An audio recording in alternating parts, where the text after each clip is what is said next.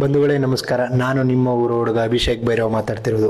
ಕಳೆದ ವಿಡಿಯೋದಲ್ಲಿ ನಾವು ಕುರೊಟ್ಟಿ ಹೊಸೂರಿನ ಭವ್ಯ ಇತಿಹಾಸವನ್ನು ನೋಡಿದ್ವಿ. ಆದರೆ ಇವತ್ತಿನ ಈ ಭಾಗದಲ್ಲಿ ಆ ಇತಿಹಾಸದ ಹಿಂದಿರುವ ಕಣ್ಣೀರಿನ ಕತೆ ಮತ್ತು ಈ ಊರಿನ ಅಸಲಿ ಪರಿಸ್ಥಿತಿಯನ್ನು ನಿಮ್ಮ ಮುಂದೆ ಇಡ್ತಾ ಇದ್ದೀನಿ. ನೂರಾರು ವರ್ಷಗಳ ಇತಿಹಾಸವಿರೋ ಈ ಊರಿನಲ್ಲಿ ಇವತ್ತು ಜನ ಅನುಭವಿಸ್ತಿರೋ ನರಕ ಯಾತನೆ ನೋಡಿದ್ರೆ ಎಂಥವರಿಗಾದ್ರೂ ವ್ಯವಸ್ಥೆ ಮೇಲೆ ಆಕ್ರೋಶ ಬರುತ್ತದೆ.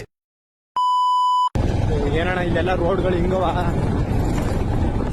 ನಾವು ಚಿಕ್ಕ ಈ ಊರಿನ ರಸ್ತೆಗಳು ದಶಕಗಳಿಗೆ ಕಳೆದರೂ ಇಲ್ಲಿ ರಸ್ತೆ ಅಭಿವೃದ್ಧಿ ಅನ್ನೋದೇ ಮರೀಚಿಕೆ ಆಗಿದೆ. ಇನ್ನು ಚರಂಡಿ ವ್ಯವಸ್ಥೆ ಅಂತೂ ಸಂಪೂರ್ಣ ಹದಗೆಟ್ಟು ಹೋಗಿದೆ. ಚರಂಡಿ ನೀರೆಲ್ಲ ರಸ್ತೆಯಲ್ಲಿ ಹರಿಯುತ್ತಾ ಸಾಂಕ್ರಾಮಿಕ ರೋಗ ಹರಡುವ ಭೀತಿಯಲ್ಲಿ ಇವತ್ತಿನ ಜನ ದೂಡ್ತಾ ಇದ್ದಾರೆ. ಈ ಬೀದಿ ನೋಡ್ಸಮಿ ನಾವು ಮನೆ ಕೇಳಲ್ಲ, ನಾವು ಹೊಲಕ್ಕೆ ಕೇಳಲ್ಲ. ಬೀದಿ ಲೈನ್ ಚೆನ್ನಾಗಿ ಮಾಡಿ ನಮ್ಗೆ ನಾಲ್ಕಂಗೆ ನಿಮ್ಮಂತ ಸಣ್ಣ ಮಕ್ಳು ಬಂದು ಓದಿ ಸರಿ ಅನ್ಸ್ಕೋಬೇಕು. ಇಲ್ಲಿ ಏನ್ ಕುರಟಿ ಹೊಸರು ಈ ತರ ಆತ ಯಾರು ಮಾಡ್ಸಾರೇ ಇಲ್ಲ. ದುಡ್ಡು ತಿಂದಾರ, ಊರ್ಗೆ ವ್ಯವಸಾಯ ಮಾಡೋದೇ ಇಲ್ಲ. ಏನು ಊರ್ಗೆ ಸಂಸ್ಥೆ ಇದು ಮಾಡುದ್ಲ. ಒಂದೇ ಹೇಳ್ಕೊಂಡಾರ ಬಂಜೇನ ಹೊಲ ಉಗ್ದಾರ. ನಿಮ್ಮೂರ ನಮ್ಮ ಓಟ್ ಹಾಕಾರ ಏನು ಕಣ್ಣಿಲ್ವಾ ಓಟ್ ಹಾಕೋದ್ ಯಾಕೆ? ಏನು ಅಂದ್ರೆ ಅಮ್ಮ ನಿಮ್ ಹೇಳ್ತಿರೋದು ನೆಂಟ್ರ ಯಾರು ಬಂದ್ರೆ ನಿಮ್ ಊರ್ ಈ ತರ ಇದೆ ಅಂತ ಎಲ್ರು ಸುಮ್ನೆ ಬೋದ್ಬಿಟ್ಟು ಹೋಗದೆ.